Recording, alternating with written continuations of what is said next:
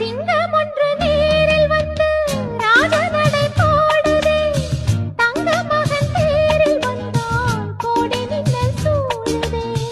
முத்தை அள்ளி வீசி இங்கு வித்தை செய்யும் பூங்கொடி தத்தி தத்தி தாவி வந்து கையில் என்னை ஏந்தடி.